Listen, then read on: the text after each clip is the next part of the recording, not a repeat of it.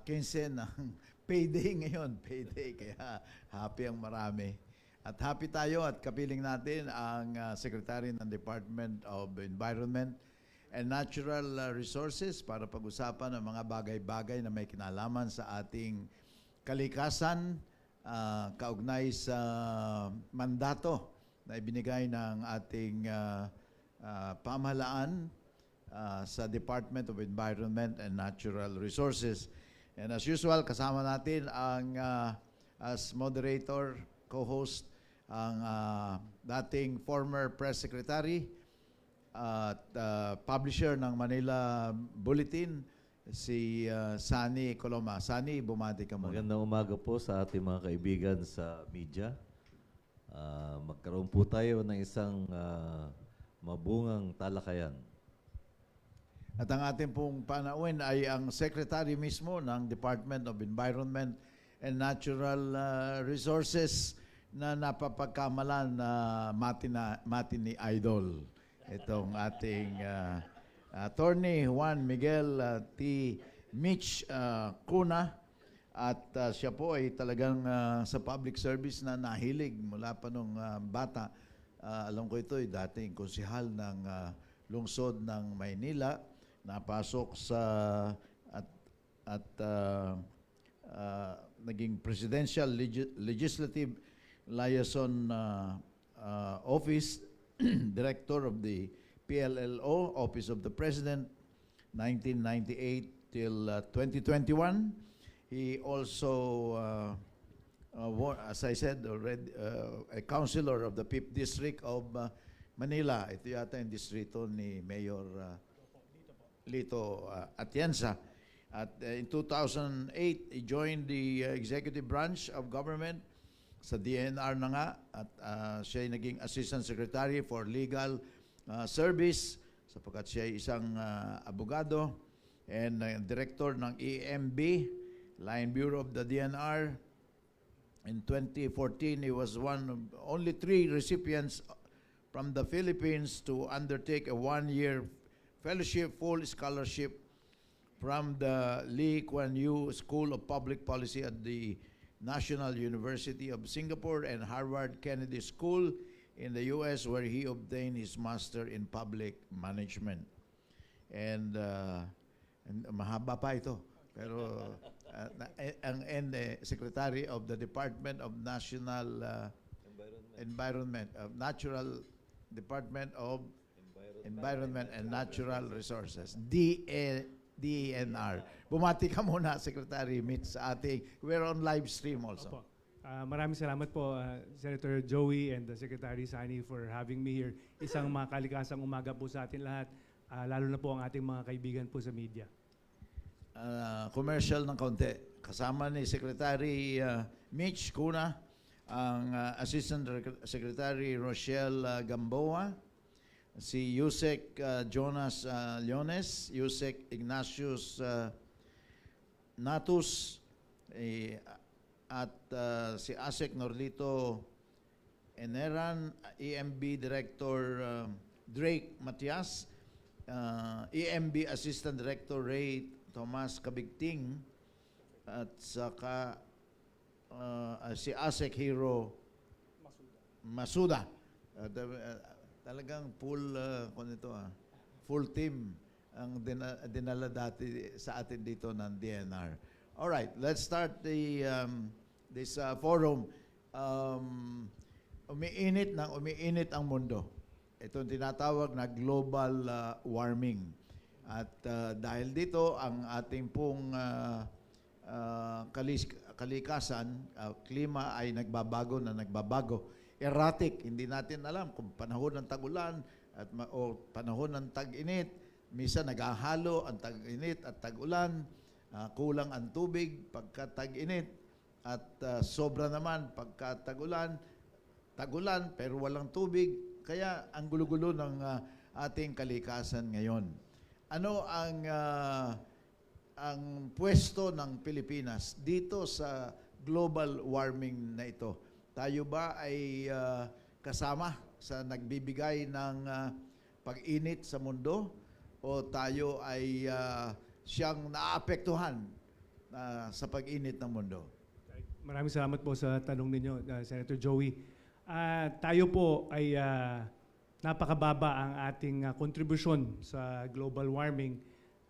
Negligible po ang ating mga emissions that emit global warming. So, less than 1% po yan. Subalit, tayo po ang isa sa pinaka-vulnerable na bansa. Ibig sabihin po nito, tayo po isa sa pinakang naapektuhan nitong pagbabago natin sa klima. Nakikita naman natin na patindi ng patindi ang ating mga bagyo at yung mga lugar na hindi dati tinatamaan ng bagyo ay tinatamaan ngayon. Kaya ang importante, ang mahalaga po sa atin dito sa Pilipinas ay yung tinatawag na climate change adaptation. So dapat handa po tayo. Alam natin maraming mga pagbabago na sa ating weather patterns ay mangyayari. Dapat maghanda na po tayo. Nakikita naman po natin taon-taon tuloy-tuloy po itong mga bagyo. Nagbabago lang po yung numero kung ilan ang nangyayari. Pero nandyan po yan. Certain times of the year, tuloy-tuloy po ang bagyo. So itong mga kailangan natin paghandaan. So climate change adaptation po. Bakit ba umiinit ang mundo? Basic climate change 101 muna ito. Bakit umiinit ang mundo, Secretary Mitch? At di tulad nung mga unang panahon na hindi pa kami pinanganak ni Secretary Sani Coloma, hindi naman ganyan kainit ang mundo. Bakit ba umiinit ang mundo, Secretary Mitch? Thank you po sa inyong tanong. Actually, nagsimula to tumindi early last century yung industrialization po natin sa mundo. So, nung naging industrialized na po ang mundo, ang iba-ibang bansa, nagkaroon po ng greenhouse gases na tinatawag po natin. So, that's what causes global warming, itong greenhouse gases. So, siyempre, dumami na rin ang tao, nagkaroon ng maraming basura. So, methane na ini-emit po ng ating mga waste is one greenhouse gas. Siyempre, yung mga sasakyan po natin at yung mga fossil fuels na ginagamit po natin, not only for the vehicles, pati yung mga power plants po natin, which is why nagsishift na ang buong mundo sa renewable energy para mabawasan rin po itong mga greenhouse gases na to. Hindi kalayuan sa ating kinalalagyan ngayon, Secretary, no? Merong naumpisahan na noon, pinagpatuloy at pinatigil ng mga reclamation projects sa Manila Bay. Pwede po bang bigyan nyo kami ng update hinggil dito at anong ginagawa o nagawa na ng DENR para ma-address itong concern na ito? Salamat po, Sec. Sani. Actually, reclamation po, alam naman po natin, merong ahensya po ang pamahalaan, yung Philippine Reclamation Authority, na nangangasiwa dito. Ang bahagi po ng DENR dito po sa mga reclamation projects ay ang area clearance at saka yung environmental compliance certificate o yung ECC. So yung area clearance po, yun po yung dinedetermine ng regional office. Meron pong composite team po na binubuo ang ating regional executive director to check the viability of a proposed reclamation project sa isang lugar. Unang-una po gusto kong malaman ng lahat, ang proponent ng reclamation projects ay local government units po. Dito sa ating bansa, yun ang, it's through the local government units. So, I guess, gina-justify po nila kung bakit nila kailangan ng reclamation project. Katulad po dito sa NCR, sa National Capital Region, dahil yung ating mga iba't ibang mga pamahalang lokal, alam naman natin na very congested na po, napakasikip kung meron silang kailangan na gawin ng mga proyekto katulad ng ospital o paaralan, kailangan nilang additional area para gumawa nito. And so yung area clearance just determines kung merong overlap ng ibang tenurial instrument na nandyan sa area na yan at tinitignan kung viable, feasible siya sa area na yan. And then yung environmental compliance certificate po, ito pong proseso under Presidential Decree 1586, this is the Environmental Impact Statement System. Dito po, dinidetermine base po sa pag-aaral kung ano ang mga posibleng maging impacts nitong proyekto na to sa lugar kung saan sa itatayo.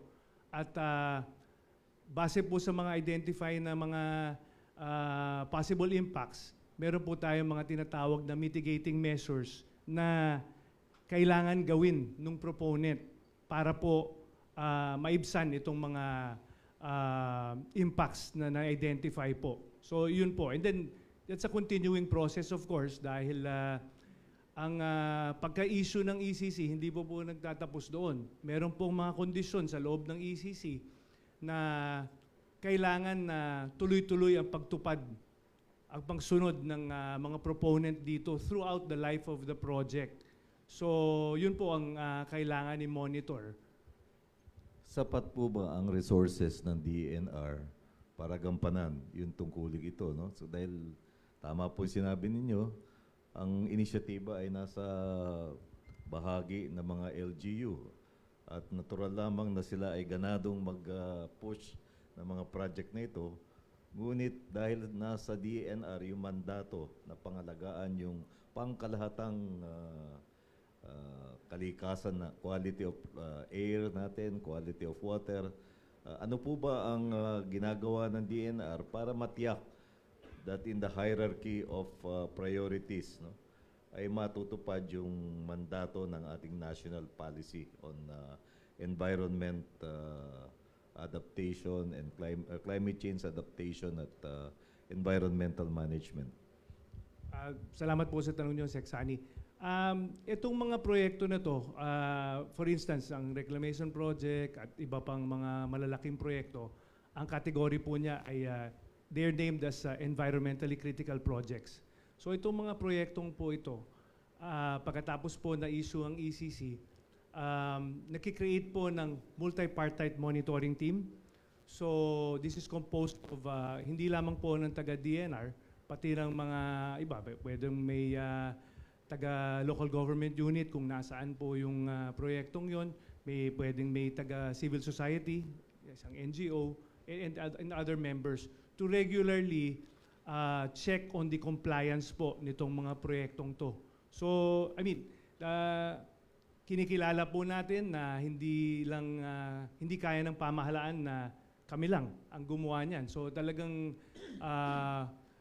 kailangan namin kumuha ng tulong sa ibang mga sektor na tutulong po sa amin para ma-monitor itong mga proyektong to. Alam kong sinasabi niyo, Seksani, dahil hindi po madali ito, napakalaki ng ating bansa, napakaraming proyekto with our limited manpower.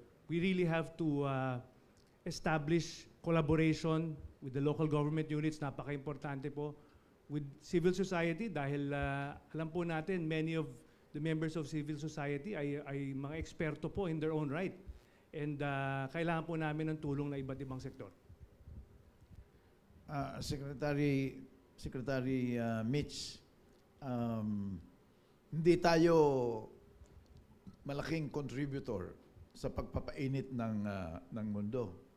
Pero tayo, nabanggit na nga natin, na tayo yung one of the most vulnerable countries from this global warming. Ano-ano yung mga pag-adapt? Paano tayo makikisayaw? Paano tayo hindi maging masyadong vulnerable or hindi tayo malagay sa alanganin o peligro dahil dito sa global warming? May tinatawag na adaptation, climate adaptation. Can you expound on this and what are the objectives when we undertake climate adaptation programs? Maraming salamat po. Ang adaptation po, ang ibig sabihin po niyan, climate change adaptation is that naghahanda po tayo. Alam natin, taon-taon merong mangyayari mga sakuna, may mangyayaring mga typhoon at iba-iba pa.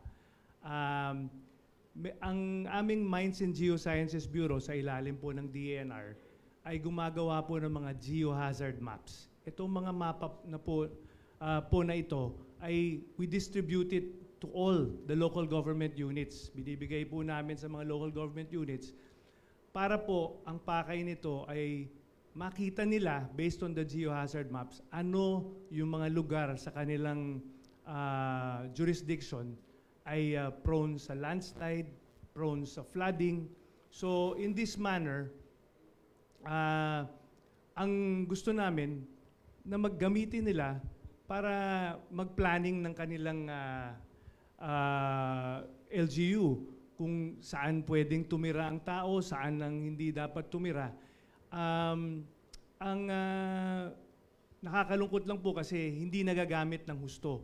So I think sa bahagi ng DNR, we have to exert more effort to explain to the local government units that we provide these maps para po magamit nila in their planning sa kanilang mga land use plan nila sa kanilang mga pamalang lokal. Kasi this is the only way we will be able to minimize loss of lives and damage to property pag nagamit po ng mabuti ito. Pagdating po sa National Disaster Risk Management natin po, ginagamit tong mga mapa na to pagka may forecast ang pag-asa, for instance, kung saan mga lugar na tatamaan ng mga bagyo. Ino-overlay po ito, yung mga mapang ito, dun sa mga lugar na ito. So makikita na kaagad na posibleng flooding dito sa area to, posibleng mag-landslide. So yun naman for purposes of early evacuation or transfer muna ng mga tao. So this should be able to help. Kung gamitin lang po natin ng tama ang geohazard maps po. Ang DNR ay bahagi ng NDRRMC. Opo. Ang haba kasi nun eh. National Disaster Risk Reduction Management and Management Control. Council. But that's headed by the Department of National Defense. Pero ang DNR, bahagi nito. Yes, Okay. yes sir. Naalala ko nung araw, nung panahon ni President Noynoy Aquino, may tinatawag na target, zero casualty, na kung meron mang bagyong darating, talagang lahat ng ahensya ng pamahalaan, it's a whole of government approach, ang target ay walang mamatay. Walang mamatay. That's very, of course, that's very ideal. We cannot predict everything. We cannot cover every ground that tatamaan ng bagyo. Lately, maraming namamatay pagka mayroong bagyo. Parang malayo dun sa zero casualty. Bilang miyembro ng NDRRMC, pero kayo, particular kayo dun sa geohazard mapping, liliwanagin natin. At yan ay binigay nyo na sa mga local governments, kung ano yung mga peligrosong area na kung malakas ang ulan, magkakaroon ng possible landslide o kaya yung area ay mababa, mas madaling mabaha at maraming baka malunod.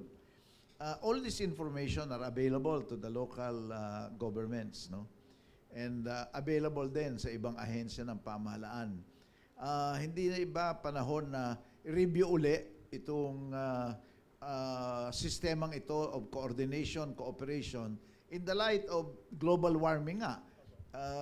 Bago-bago yung panahon, hindi natin ma-predict. Kinakailangan bang reviewin na natin even the geohazard maps na ginawa ng DNR to update it in the light of the global warming? Thank you po, Sen. Joey. Definitely po, ina-update po natin ang mga mapa regularly. That's the part of the function of the Mines and Geosciences Bureau. At pati na rin po, through the NDRRMC, yung mga importante rin po yung mga sistema natin sa early warning. Kailangan Alam mo yung Doppler, yung Opo. radar, Yeah. para malaman. Yes, malaman. So that yung mga LGU naman can do their corresponding activities to ensure na malesen natin ang impact. Kasi katulad po nung mga, lalo na dito po sa atin sa NCR, marami pa rin po tayong mga kababayan na nakatira po sa tabi ng mga ilog, ng mga estero, Hindi natin malaman po kung historically, hindi naman po umaapaw itong mga waterways natin, pero dahil sa tindi at haba ng ulan minsan, biglang aapaw pa po siya. So, nasa delikadong sitwasyon palagi itong mga kababayan natin. So even that, yung pag-relocate ng mga kababayan natin na nasa mga peligrosong lugar, gaya ng sabi nyo, we have to push for that para po magampanan natin yung tungkulin natin as far as climate change adaptation is concerned. Dumako po tayo, Secretary Mitz, no? Doon naman sa aspeto ng mga katutubo. No? Kailan lang ay nagkaroon ng balita na yung ating mga katutubong kapatid sa Zambales, mga AITAS, ay mayroong concern, no? Tungkol sa dump site. Maaari po bang talakayin ninyo ito sa aspetong ano ang mga hakbang na ginawa na ng DNR para tumugon sa kanilang sitwasyon? Maraming salamat po, Sec. Sani. Actually, itong problema natin sa basura ay napakatagal na po. Para lang po sa kaalaman ng lahat, ang Republic Act 9003 or the National Solid Waste Management Act ay ipinasa po noong 2001. So we actually celebrated the 25th year of that, the passage of that law this year. At hanggang ngayon, kailangan natin aminin that problema pa rin ang basura. Ang dump site po ay ayon po sa batas, dapat sarado na po 5 years after the law was passed, so 2006. But it has not been easy. Hindi po naging madali ito. In fact, a few years ago, sa aming lahat ng dump site talagang napasara na. Pero maraming mga LGU are experiencing difficulty kung saan po magtatapon. Una, lalo na po yung mga 4th, 5th, 6th class municipalities, wala pong lugar para magtayo ng landfill sa kanilang mga jurisdiction or wala po silang kakayahan in terms of resources para gastusan ang landfill. Ang pinakamalapit na landfill na accredited, na legal, masyadong malayo. So, until now, based on the law, siyempre ang tinutulak po ng DNR ay yung reduce, reuse, recycle, yung 3 Rs kung tawagin. Kailangan natin po ma-minimize yung volume of waste. Alam nyo, alam namin hindi po madali. Meron nga pong mga kaibigan tayo sa civil society. They're pushing for zero waste po. Sa kanila pong pananaw, wala pong dapat lumabas sa mga bahay natin. Lahat ay pwedeng i-reuse, i-recycle o i-compost yung mga biodegradable waste.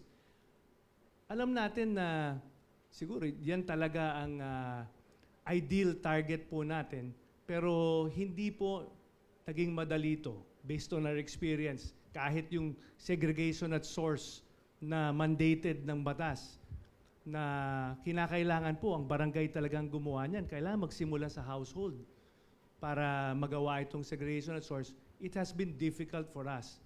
So, itong dump site po na tinutukoy po ninyo, meron po kaming cease and desist order already. In fact, 2 days ago, ang huling inspection ng ating regional office, hindi na po tinatapunan ngayon.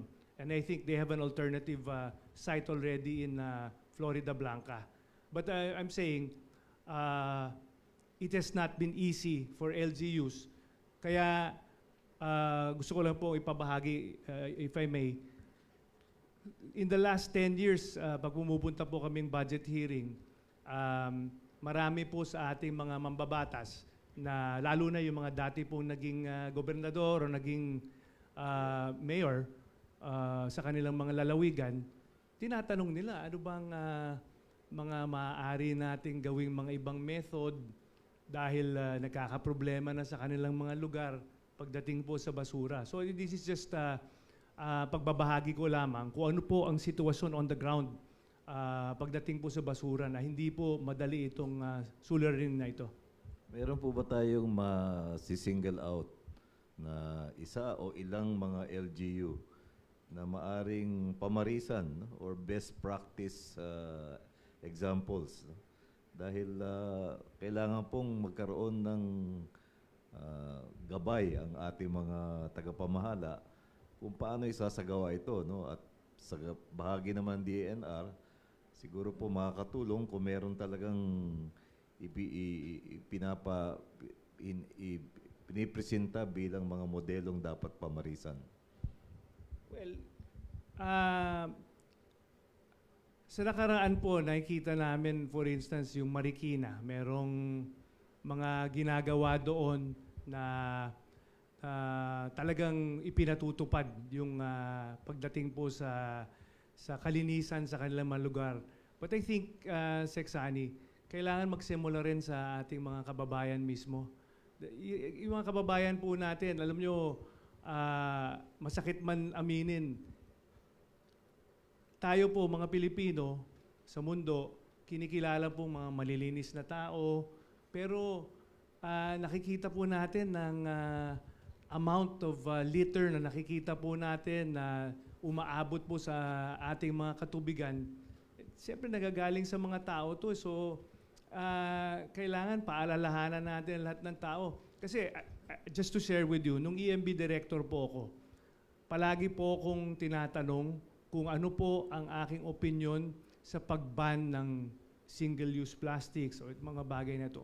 Ang lagi pong sinasagot ko po ay we welcome anything that will lessen the amount of waste na magkaka-leakage o mapupunta sa lansangan o sa mga katubigan. Kaya lang, ang punot dulo po is kahit ano pang material yan, kung maayos po ang pagtatapon natin, hindi po tayo magkakaproblema na hinaharap natin ngayon. So aside from that, meron po tayong batas, yung Environmental Education and Awareness Act of 2008. So we've been exerting effort na maipasok natin na talaga ang environment sa curriculum ng ating mga mag-aaral. Dahil I think mahalaga po ito. Nung kabataan ko po, natin lahat, halos hindi po natin siguro hindi tayo naging conscious about the environment. Pero today, the environment is an issue of the day. So dapat habang bata pa lang, para maging habit na po ng ating mga kababayan na growing up kung ano ang tamang gawin pagdating po sa environment, saka sa basura in particular. Secretary Mitch, napipinto na naman yung pagtaas ng presyo ng gasolina, diesel, kerosene at iba pang mga petroleum products dahil sumiklab na naman muli ang giyera sa Middle East at binobomba na ng Amerika ang Iran at ang Iran naman ay gumaganti sa mga military bases ng Amerika sa iba't ibang bansa sa Middle East. Kaya yung Strait of Hormuz sarado na naman. Ano? Ang DNR may malaking papel din, maaaring gampanan sa hahanap ng alternative sources of energy. Ano na bang meron na bang mga ways to energy projects, bagamat bawal ang incineration, solar, dadaan din sa inyo yan for approval, wind power, sea, ocean waves na energy coming from the ocean waves at iba't iba pang mga proyekto na tinatawag na alternative sources of energy. Is DNR very proactive in this direction? Thank you very much, Senator Joey. Kami po, we're exploring any type of method and technology para po makatulong sa ating bansa. Pagdating po sa aspeto ng itong pagtataas ng fuel, siyempre we encourage kami within the DNR, ayon na rin po sa kautusan ng ating Pangulo and the Department of Energy. Kailangan natin mag-conserve talaga. So yung mga dati pong mga biyahe namin kung saan-saan para mag-workshop at kung ano-ano, ginagawa na lang po namin sa central office. And we have given instructions also to the regional offices to do the same, 'di ba? Dahil dati babiyahe sa isang lugar, doon pupunta lahat para mag-workshop. So, and also malaki po ang binaba ng aming consumption ng energy. Talagang sinusunod po namin yung mga unnecessary trips at yung paggamit ng kuryente at tubig. We've pushed that. Sinecheck po ng DOE, umiikot sila sa mga iba't ibang mga tanggapan, and nasabi ni Sec Sharon sa akin na pasado raw kami. So there are many ways that ano ito po yung conversion to electric vehicles, napakataas po ng sales ngayon ng electric vehicles o yung mga hybrid at least. Dahil ang aking may bahay dating she used to work in the automotive industry, and siyempre yung mga kaibigan niya doon, sinasabi ko sa kanya kung gaano ka nag-skyrocket ang demand for this. Pagdating po sa yung mga renewable energy projects naman natin, we've witnessed a rise sa applications kasi papasok lang naman, DOE naman po ang nagbibigay ng service contract sa mga renewable energy projects, pero kailangan po nila kumuha ng environmental compliance certificate sa amin. So nakikita namin nag-i-increase talaga yung mga nag-a-apply for this.